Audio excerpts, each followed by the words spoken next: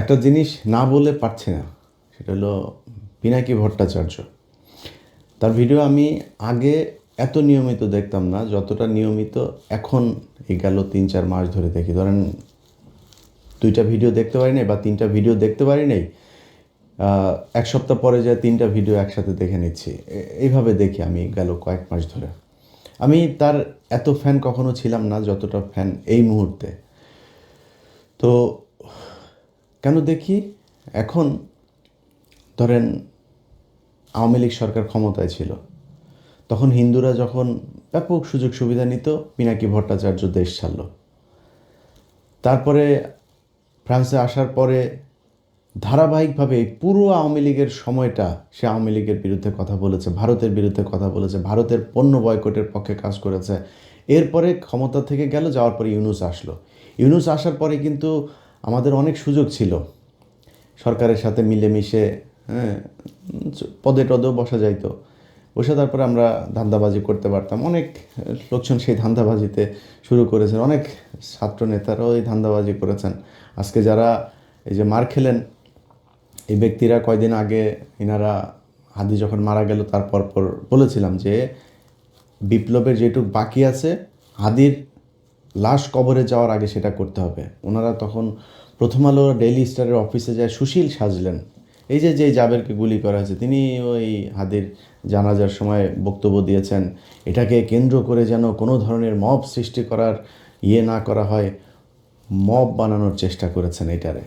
ভাই, বাংলাদেশে এই ইন্ডিয়ার আপনার শাখা অফিস হলো গিয়ে প্রথম আলো ডেইলি স্টার।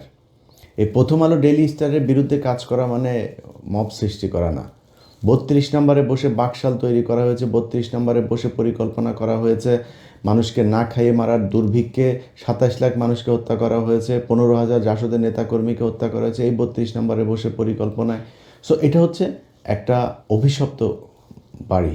এই বাড়িটার জন্য অনেকেই দেখায়, মায়া মমতা দেখায়, তারপরে আপনার মব সৃষ্টিকারী বানানোর চেষ্টা করেছেন। তারা আজকে রাস্তায় নেমেছেন। ভাই, আপনি ১.৫ মাস পরে কি মনে করে রাস্তায় নামলেন? আমার তো মনে হয় যে এই এখন নতুন করে যে নেমে এসছেন, কোনো না কোনো জায়গা থেকে ফান্ড দেওয়া হয়েছে। নির্বাচনের ৩ দিন আগে আপনি কিসের বিচার চাইতে আসছেন এখন? ৭ দিন নাই এই সরকার ক্ষমতায়, তাদের কাছে আপনি বিচারের জন্য এখন এসে নামলেন। এটার পিছনে একটা উদ্দেশ্য আছে। আমি সরকারের কাছ থেকে, পুলিশের কাছ থেকে যেটা শুনেছি, আওয়ামী লীগের লোকজন তাদেরকে টাকা পয়সা দিয়েছে এখানে কিছু নেতাকে দিয়া, তারপর তাদেরকে বসাইছে এখানে গ্যাঞ্জাম করার জন্য। তো এখন আপনি কিসের বিচার? হঠাৎ করে আইসা বিচার চাচ্ছেন? হাদির বিচার এই দেশে হবে না, হাদির খুনিও হবে না। আমি জানি না, যদি নাকি সামনে নির্বাচনী সরকারের পরের সরকার কে আসে সেটার উপরে একটা ক্ষীণ আশা আছে। এই মুহূর্তে আর এটারে নিয়ে কোনো কথাবার্তা বলে লাভ নেই। তো তারা করেছেন, বিশাল আকারের সুশীল সাজার চেষ্টা করেছেন। প্রথম আলো ডেইলি স্টারের সামনে গিয়া সাদা পাঞ্জাবি পরে তারপরে ভাষণ দিয়েছেন। তো এগুলো তারা করেছেন। তারা হাড়ে হাড়ে টের পাবে প্রথম আলো ডেইলি স্টার কী জিনিস, উদীচী কী জিনিস, ছায়ানট কী জিনিস, প্রশিকা কী জিনিস। ওই উত্তরাতে একটা স্কুল আছে ডিপিএস, এই ডিপিএস এই টাইপের কিছু স্কুল, ইন্দিরা কালচারাল সেন্টার, এরকম কিছু জিনিস আছে উত্তরার। এই ডিপিএস দিল্লি আপনার পাবলিক স্কুল, এই স্কুলের ভেতরে যাদের সন্তানরা পড়ে, কোনো মুসলমান এই স্কুলে পড়তে দিয়েন না। এটা পুরো একটা রয়ের আড্ডাখানা। সেখানে ওইখানকার যেসব শিক্ষকরা আছে, এই শিক্ষকদের অনেকের বাড়িতে আপনার করা হয়, কি বলে, বৈঠক হয়। সেনাবাহিনীর লোকজন, ভারতীয় হাই কমিশনার, তারা গিয়ে তারপরে বৈঠক করেন। তো এগুলো হচ্ছে এখন এই টাইপের এই প্রতিষ্ঠানগুলোকে বাংলাদেশে রাখা যাবে না। এগুলোকে রেখে বাংলাদেশের স্বাধীনতা, সার্বভৌমত্ব আপনি টিকায় রাখবেন, এটা খুব কষ্টকর হবে। যেই কারণে এগুলোর বিরুদ্ধে ব্যবস্থা নিতে হবে। আমরা ১.৫ বছর অপেক্ষা করেছে প্রথম আলোর এই টিপু সুলতান, মতিয়ার, এই সন্তোষ শর্মা কালবেলার, তারপরে প্রথম আলোতে আরও আছে মহিউদ্দিন, তারপর ওই যে ইয়েতে গিয়েছে, এখন এফপিতে গিয়েছে আপনার সাবিহা, এই যে এই আপনার শফিক, আপনার তত্ত্বাবধায়ক সরকারের যে শফিক, এরা সব সিন্ডিকেট। এরা এই আপনার বানানোর, ইদানিং আবার বিবিসি বাংলা তাদের সাথে যুক্ত হয়েছে। এই সিন্ডিকেট মিলে বাংলাদেশকে জঙ্গি রাষ্ট্র বানানোর জন্য আপনার আবার নতুন করে পায়তারা করছে। তো তাদেরকে আপনার বন্ধ করতে হবে, তো আপনি করেন নাই, না করে তারপরে রাষ্ট্র পরিচালনা করবেন, সুন্দর করে আপনার চালাবেন, এটা মনে করার কোনো কারণ নাই। যাই হোক, এখন ধরেন আমি আর পিনাকি দাদা, আমরা দুজন এই সরকারের শুরু থেকেই এখন পর্যন্ত আমরা একটা জায়গায় স্থির থেকেছি যে আওয়ামী লীগের ব্যাপারে জিরো টলারেন্স দেখাইতে হবে। এখানে কোনো নমনীয়তা চলবে না। চুরি করেন, বাটপারি করেন, যা করেন ইচ্ছা করেন। ও মা, হত্যা মামলার আসামিরা উপদেষ্টাদের সাথে যায় বৈঠক করে। তো আমি আমার এই জার্নিতে আমি পিনাকি দাদাকে সব সময় পাশে পেয়েছি।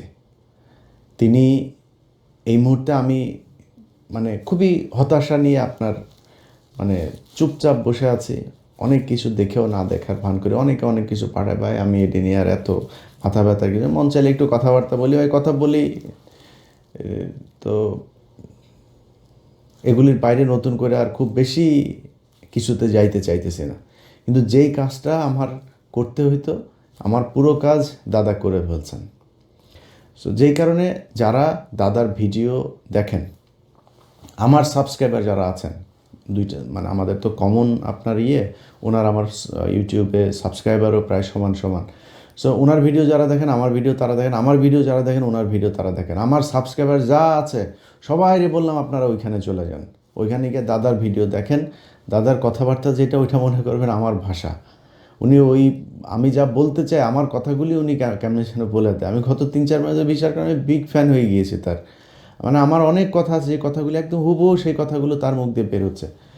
তো এই যে ভিডিওগুলো করছেন, এই ভিডিওগুলো করার কারণে তার বিরুদ্ধে এখন নতুন করে তাকে জামাতের আমির টামির, ধরেন আজ থেকে 6 মাস 1 বছর পরে আমারও অনেকের সাথে কথা হইলে তারপরে তারা বলতো যে ভাই উনি তো হিন্দু মানুষ, ওনার ব্যাপারে একটু সন্দেহ হয়। তো আমি বলতাম যে ভাই দেখেন, উনি তো হিন্দু হইলেও উনি যে কাজগুলো করছেন সে কাজগুলো তো গুরুত্বপূর্ণ। উনি যতদিন কাজ ঠিক করবেন ততদিন আমাদের ওনারে নিয়ে সন্দেহ টন্দেহ করার তো কিছু নাই। যেদিন লাইন থেকে বিচ্যুত হবে সেদিন আমরা নিজেরাই কথা বলবো, সমস্যা কি। কিন্তু এই গেল 6 মাসে আমি নিজে এইভাবে কারোর সাথে আর এটা নিয়ে এগ্রি করি নাই যে না, এই 6 মাসের ভিতরে আমার কেউ বলে ভাই আর কত একজন মানুষের জাজ করবেন, আর কত পরীক্ষা নেবেন তার। সেই 2014-15 সাল থেকে শুরু করে ধারাবাহিকভাবে সে ভারতের বিরুদ্ধে কাজ করছে এবং ভারতের বিরুদ্ধে জ্বালাময়ী বক্তব্য, ভারতকে এ করে ফেলবো সে, এইটা না, এইটুক না, খালি একদম তথ্য প্রমাণ সহ ইতিহাস ভিত্তিক। এইটা মানে আমাদের এই বাংলাদেশে বহু লোকজন আছে যারা আমাদেরকে ভিউ ব্যবসায়ী, তারপরে অনেক তুচ্ছ-তাচ্ছিল্য করে কথা বলেন।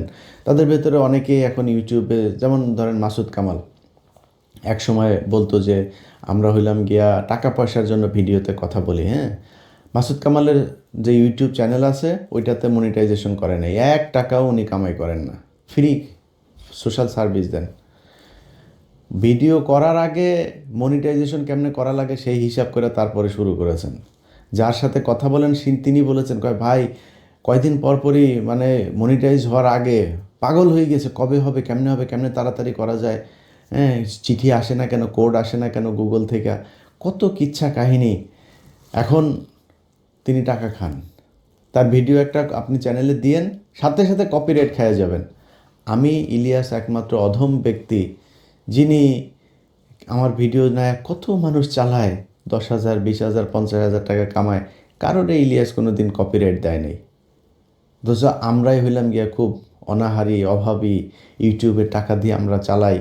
এই ইউটিউবের টাকা তো খাই, আমার ইউটিউবের টাকা আমি খাবো না তো আপনি খাবেন?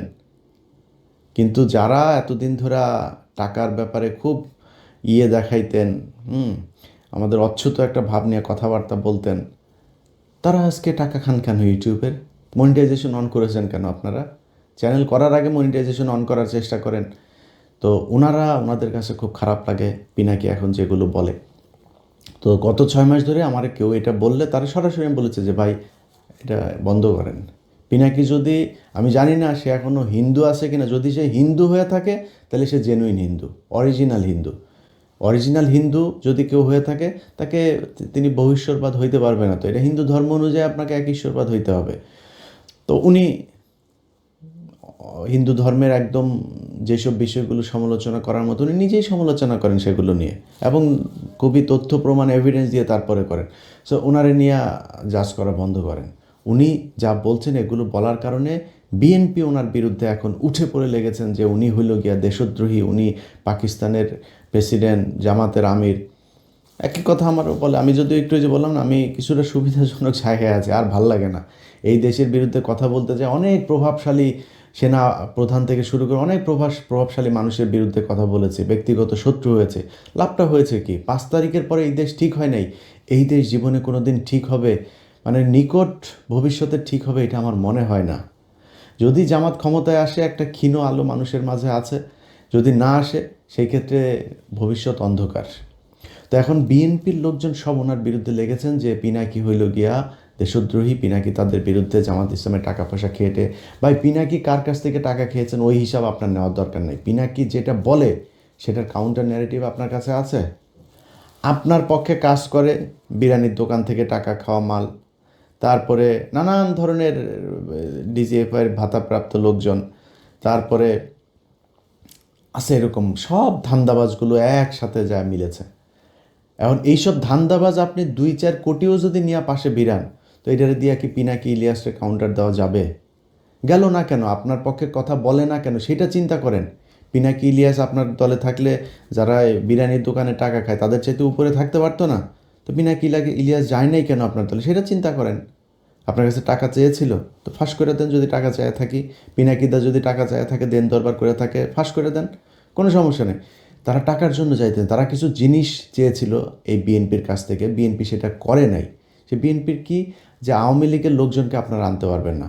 ওনাদের এখন মিটিং মিছিলে সরাসরি ওপেনেই বলে আওয়ামী লীগ আমাদের ভাই ভাই, আওয়ামী লীগ আমাদের ভাই, ওদের মামলা, ওদের বিরুদ্ধে কোনো পুলিশ যদি হয়রানি করে থানা ঘেরাও করা হবে। এগুলো বিএনপির লোকজন বলছে সরাসরি। এগুলো আমাদের গালে জুতা মারার মতো অবস্থা। যেই কারণে তাদের পক্ষে দাঁড়াইতে পারি নাই আমরা, যে কারণে পিনাকিদা আজকে কথা বলে।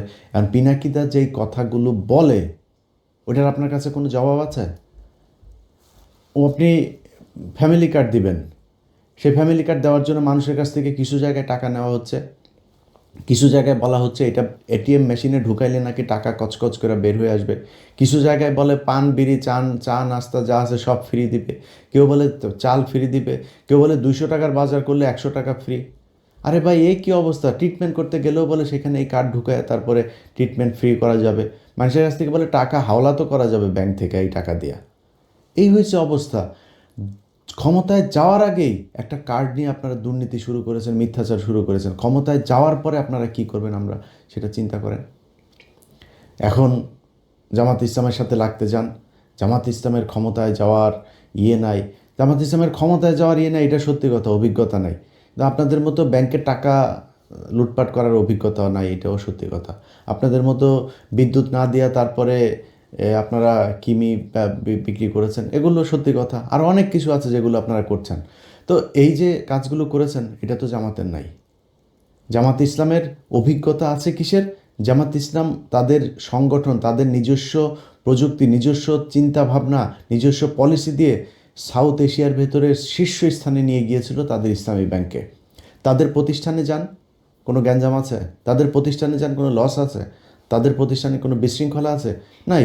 সবগুলো প্রতিষ্ঠান সুন্দরভাবে চলছে। তারা এই প্রতিষ্ঠানগুলো যদি সুন্দরভাবে চালাইতে পারে, তাহলে রাষ্ট্রটাকেও সুন্দরভাবে চালাইতে পারবে। তাদের ব্যাংক যদি এত সুন্দর হয়, আর সরকারি ব্যাংকগুলো প্রতি মুনাফা তারা টানাপোড়ানের ভেতরে আছে, সব সময় প্রতি বছরই বাংলাদেশ ব্যাংকের তাদেরকে আপনার দিতে হয়, পুঁজি দিতে হয়, না দিলে ব্যাংক বন্ধ হয়ে যাওয়ার মতো অবস্থা। আর ইসলামী ব্যাংক হু হু হু হু করে উঠেছে। এই গেল 15 বছরে হাসিনা যখন এই ব্যাংকে নিয়েছে, তখন আবার এটা লুটপাট শুরু হয়েছে, এটা নিচের দিকে অধঃপতন শুরু হয়েছে।